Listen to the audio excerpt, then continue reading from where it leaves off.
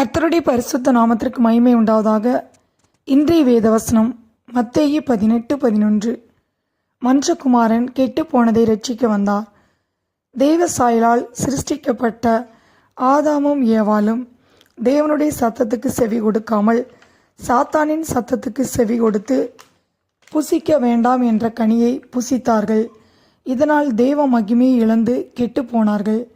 கெட்டுப்போன மனிதனை இரட்சிக்க மனுஷகுமாரன் வந்தார். மனிதனின் கெட்டுப்போன காரியங்களை மாற்ற வந்தார்.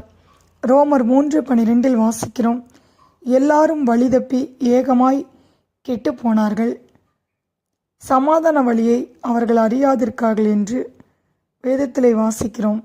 இயேசு கிறிஸ்துவே வழியும் சத்தியமும் ஜீவனமாயிருக்கிறார்.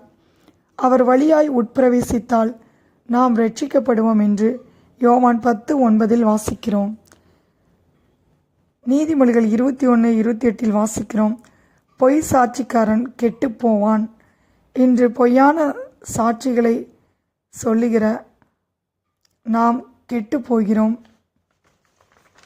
பிரசங்கி 10:1 வாசிக்கிறோம், செத்த ஈக்கள் தைலக்காரனுடைய பரிமள தைலத்தை நாரி கெட்டு போக பண்ணும். 2 கொரிந்தியர் 2:15 பவுல் சொல்கிறார், இரட்சிக்கப்படுவர்களுக்குள்ளேயும் கெட்டு பொருளுக்குள்ளேயும் நாங்கள் தேவனுக்கு கிறிஸ்துவின் நற்கந்தமாய் இருக்கிறோம். நாம் தேவனுக்கு கிறிஸ்துவின் நற்கந்தமாய் இருக்கிறோம். நம்முடைய மதியீன செயலினால் நாம் கெட்டு போகிறோம்.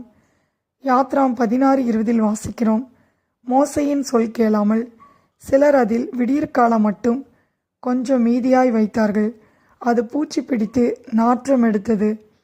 நாம் தேவனுக்கு கீழ்ப்படியாமல் அவருடைய வார்த்தைக்கு செவி கொடுக்காமல் போகும்போது நம்முடைய வாழ்க்கையில் நாம் கெட்டு போகிறோம். சங்கீதம் 38:5 வாசிக்கிறோம், என் மதிகேட்டி நிமித்தம் என் புண்கள் அழுகி நாற்றம் எடுத்தது. நம்முடைய மதியீனமான செயலினால் நம்முடைய வாழ்க்கையில் பாவத்தை செய்கிறோம். பாவம் நம்முடைய வாழ்வில் நாம் கெட்டுப்போக வழி திறக்கிறது. யோவான் 3:15 வாசிக்கிறோம், தன்னை விசுவாசிக்கிறவன் எவனோ அவன் கெட்டு போகாமல் நித்திய ஜீவனை அடையும்படிக்கு உயர்த்தப்பட வேண்டும் என்று. அவர் நமக்கு நித்திய ஜீவனை கொடுக்க வந்தார். நாம் கெட்டு போகாமல் இருக்க நம்மை இரட்சிக்க வந்தார். லூக்கா 13:5 வாசிக்கிறோம், நீங்கள் மனம் திரும்பாமற் போனால் எல்லாரும் அப்படியே கெட்டு போவீர்கள் என்று இயேசு கிறிஸ்து சொல்லுகிறதை பார்க்கிறோம். நாம் பாவத்தை அறிக்கை செய்து அவைகளை விட்டுவிட வேண்டும். நாம் பாவ வாழ்க்கையிலிருந்து மனம் திரும்ப வேண்டும். நாம் பாவத்தை விட்டுவிடாமல் மனம் திரும்பாமற் போனால் நாம் கெட்டு போவோம். எபேசியர் 4:22 வாசிக்கிறோம், மோசம் போக்கும் இச்சையினாலே கெட்டு போகிற பழைய மனுஷனை நாம் களைந்து போட்டு நம் உள்ளத்திலே புதிதான ஆவியுள்ளவர்களாகி நாம் பரிசுத்தமாக வாழ வேண்டும். யோவான் 10:27-28 வாசிக்கிறோம், என் ஆடுகள் என் சத்தத்திற்கு செவி கொடுக்கிறது, நான் அவைகளுக்கு நித்திய ஜீவனை கொடுக்கிறேன், அவைகள் ஒரு காலம் கெட்டு போதலை என்று இயேசு சொல்லுகிறதை பார்க்கிறோம். இயேசு கிறிஸ்துவே நமக்கு நல்ல மேய்ப்பனாக இருக்கிறார்.